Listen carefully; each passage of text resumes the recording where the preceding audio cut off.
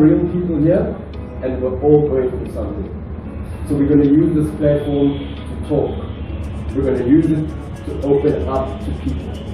Our parents have gone through the most. You know, our parents have gone through apartheid, they've gone through all these struggles. So whenever you want to come and say, I'm depressed, how can you be depressed when there's groceries in the house? That's what they would say to us.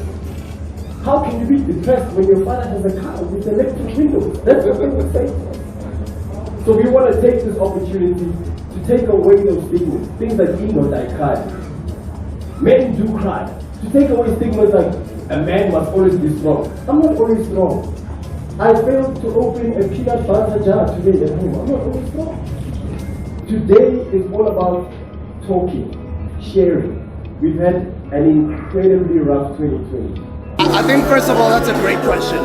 I think the most important thing that has made a big impact in my child's life is affirmation. A simple thing like affirmation on a daily basis. When we're driving to school, when I'm picking her up, or whenever I'm spending time with her, she knows we're going to spend that 10-15 minutes just repeating things over and over. She probably doesn't understand yet now, but I think it's contributing to the type of person that she's becoming. That's number one, right? But number two, me and her mother, we had to think hard the type of school that we're going to take our child to.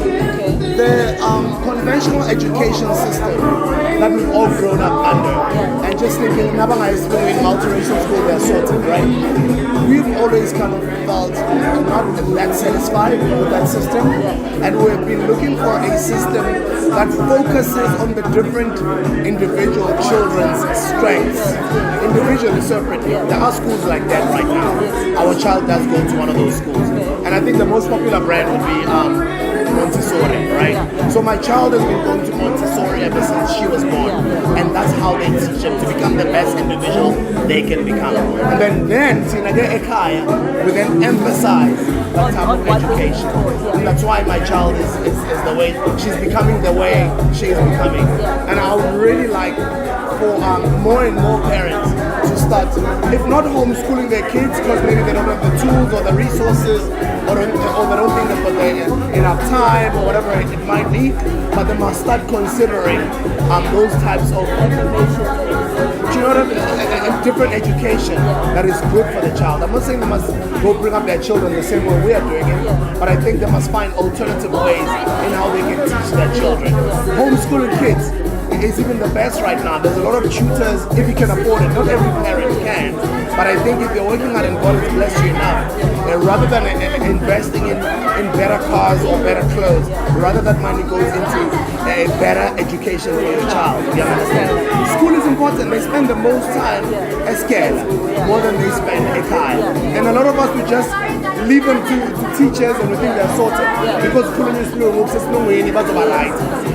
I'm not one for that. I don't subscribe to it. I subscribe in homeschooling. I subscribe in spending as much time as possible with my child. I subscribe in those types of educational systems that I'm telling you about right now. And I'm sure there's more things that we'll discover as time goes to become the best parents we can be for our children. But so far, I think we're doing a great job. You guys have already said a mouthful in terms of how do you teach young people to sort of learn to speak their feelings towards each other as brothers, as men. But what have you learned in your experience from your father figure? As we have already said that it doesn't necessarily be your biological father, but who were the male figures around you, and what have you learned about dealing with your feelings or what is bothering you in life? I think partially having a father who was anti-authority was helpful. I think that even though he grew up with his own programming. And he taught me to distrust structure. So very early in life, I was a maniac. A lot of substance abuse, a lot of alcohol abuse. And because of that abuse, I ended up smashing through quite a few structures and learning that just because something is structured doesn't make it healthy. And I also realized early on that I've been lied to a lot. Lied about gender, lied about like the nuclear family idea being safe, lied about religion being a good idea, lied about all of those things. Finding my own voice, trusting.